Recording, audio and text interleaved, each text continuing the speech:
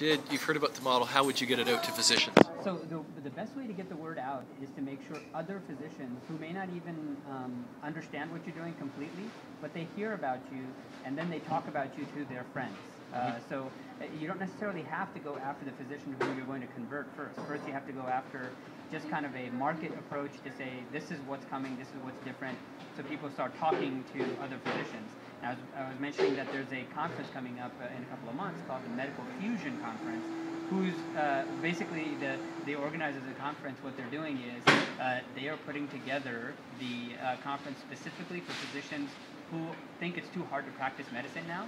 So almost everybody coming there is coming is there predisposed. because, predisposed to what you're trying to sell. But maybe that's not the only thing. You know, getting these guys to understand that there's a market beyond what they're currently accustomed to. Getting them to hear it, talk about it, approach it, and you know, these are folks that are going to really be the early adopters of other models, because this is why they're coming. They're interested in what other ways can they make money aside from just practicing medicine.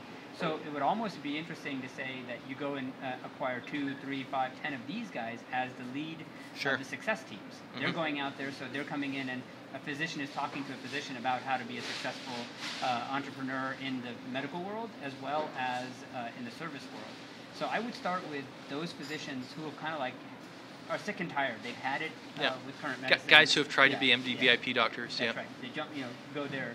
The second area is that there are a ton of physicians, especially the ones that are coming out, that are spending lots and lots of time on the Sermos of the world, Osmosis, etc. Sure. They're already predisposed to dealing with other physicians online. That means that they're learning more for two reasons. One, they might be learning to become better doctors, which is great, or they're trying to learn from other physicians how to acquire new patients, how to keep the patients that they have.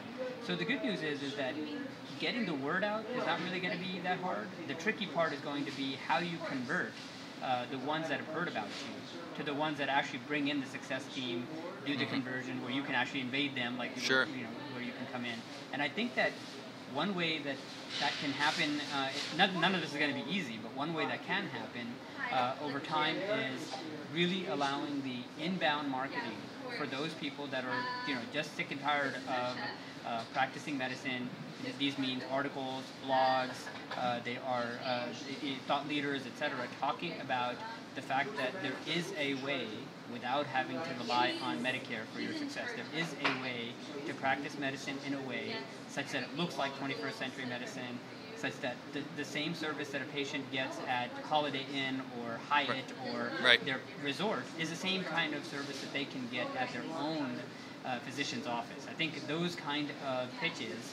And really, you don't need, there's almost 1.5 million healthcare workers in the country, about 700,000 direct physicians, about 500,000 of those physicians are in offices between 1 to 5 physicians. You only need a couple thousand of them, so we're not talking about... I need 2,000 to 500,000. That's right. So it's not a huge number that you need, but that number will take time, though. Because of the services that you have to provide, it's going to take time, right? Because instead of just being able to turn on some technology, you have to actually put in a success team in there. If there was a way to kind of like, not necessarily franchise that success team, but make it so that your partners, there are roughly about 2,000 or so partner firms to other electronic health record and other software vendors that are in this market. They're service providers, they're technology providers. It's almost like being able to teach them how to do this, and then work with you to be able to bring in the physicians, and you can let them make a little money off the IT part, let them make a money off of some of the parts that they're good at, and then you make the money off the platform and the core success team. I don't think that they're going to be able to do that piece. But the traditional reseller model works, and it's going to work for a long time. All of the relationships that resellers have are actually better relationships than the vendors have. So going after the resellers that are they're normally local. That's right. They're all local. They understand the customers. They already know them by name in most cases.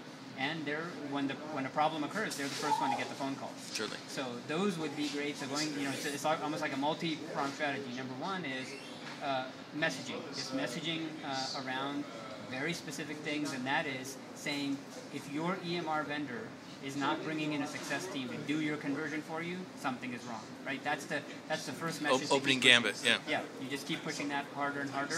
That means winning over. There's going to be about 35 or 40 regional extension centers that can make this case for you. So it's got to be an outreach effort to those 35 to 40 centers around the country today. They're going to go up to about 80 to 100 by the end of next year. So those 35 vendors should get, our regional extension centers should get the pitch to say, we're not in it for software.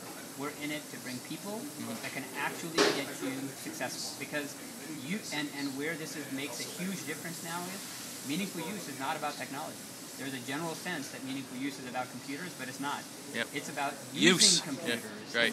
to some benefit in the end.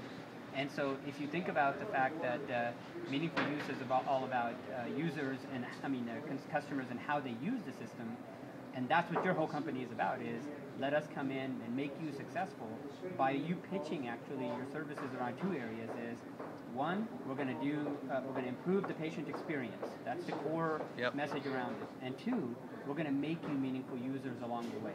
How? Of course, you have certified systems, you understand meaningful use, etc. But the success team will know all about the patient experience and how to tie a great patient experience to meaningful use.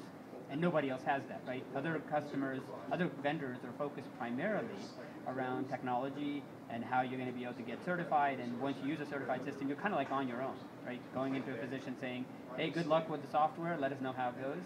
But you're not going to do that, right? So that's why I see in Micah's case, there's actually a very strong possibility to say that if we're coming in, we can just come in as a meaningful use shop and then get you to a better patient experience. Or we come in as a patient experience shop and bring meaningful use along. I mean, it all depends on which one will be successful. Well, I think the second one is the one that makes the money for the doctor. So definitely, yeah. Hold on for 1 second.